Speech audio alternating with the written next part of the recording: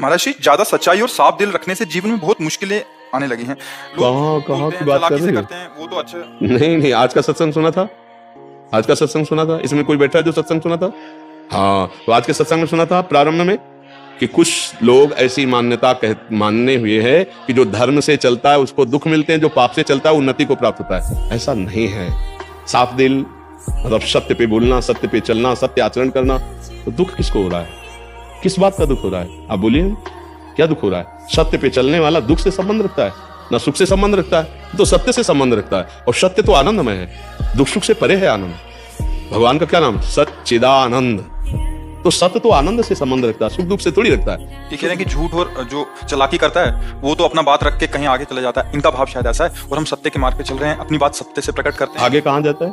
मतलब संसारिक विषयों में या पदोन्नति। तो नष्ट होने जा रहा है। पतंगा आग में लपटने जा रहा है तो नष्ट होने जा रहा है। तुम सत्य में खड़ी हो, आनंद में हो, तुम्हें दुख किस बात का है? कोई असत्य बोल रहा है तो नहीं, असत्य संपादक पुंजा, कोई चालबाजी कर रहा है, गंदी आदत कर रहा है, आपको लग रहा है उन्नति को जा रहा है। हमने कई बार कहा है, किसी दंडनीय अपराध करने वाले अपराधी को 4 लोग गोदी में लेके ऊपर चढ़ा रहे हैं तो ये उसका सम्मान नहीं है, ये ऊपर से पटकने जा रहे हैं उसको। समझ रहे ना?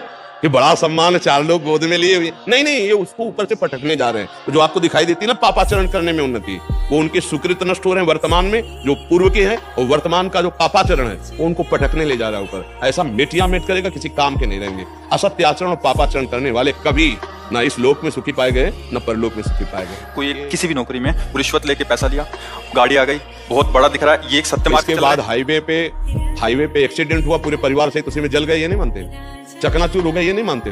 हम कह क्या रहे हैं? हमारी बात को समझो। 4 आदमी उसको गोदी में लेके ऊपर 8 खंड में जा रहे हैं तो उन्नति नहीं है, ये ऊपर से पटका जाएगा, कोई नसनाड़ी शुद्ध नहीं रहेगी। तुम अधर्माचरण को उन्नति मानोगे, पापाचरण को कभी उन्नति मानोगे? कभी नहीं। ये खूब अनुभव की बातें हैं, बड़े बड़ों को देखे हुए है। पर महाराज जी दिखता नहीं है, वो तो उन्नति दिखती है। वो नहीं, लौकिक दृष्टि नहीं, परमार्थिक दृष्टि हो तो समझ में ऐसे उन्नति। हमें लगता है सखी धर्म पे चलने वाला और सत्य पे चलने वाला दुखी कैसे हो सकता है? ये तो हमें समझ में नहीं आता है। दुखी नहीं हो सकता। अव्यवस्था को दुख मानते हो अगर, तो ये अव्यवस्थाएं कोई टिकाऊ नहीं। अगर थोड़ी देर के लिए किसी को अनुकूलता मिलती तो थोड़ी देर के लिए प्रतिकूलता मिलती है। महाराज जी, वो थोड़ी देर के लिए ही बस होता है। तो ये सत्संग किस लिए होता है? बड़े बड़े संत महात्मा जो अपना समय देते हैं आपको, वो किस लिए देते हैं? इसी को सुलझाने के लिए देते हैं। यदि ऐसी समय कोई परिस्थिति अंदर आपको फांस रही तो आप ऐसे सत्संग रखिए कि वो चला लिया। अलग अलग प्रसंग है सत्संग के, कभी मन को वश में करने के, कभी काम विजय प्राप्त करने के, कभी समस्याओं के समाधानों के। तो चतुर्विवेकी सत्संगी वो उतना काट करके अलग रख ले, और जब अपना जो विषय फंसा रहा हो वही चला दे, तो अपने को समाधान मिल जाएगा। अगर हम सत्संग नहीं सुनेंगे, नाम जप नहीं करेंगे, तो फिर फंसा तो लेगा ही मन, कहीं ना कहीं फंसा लेगा। तो इसलिए मुझे लगता है सत्संग सुनिए, नाम जप कीजिए, और असत आचरणों की उन्नति को आप धोखा मानिए। वो नष्ट होने के लिए विधान बनता है, सुखी होने के लिए नहीं। अगर पापाचरण करके कोई सुखी होता तो रावण जैसे बलिष्ठ ये सुखी होते।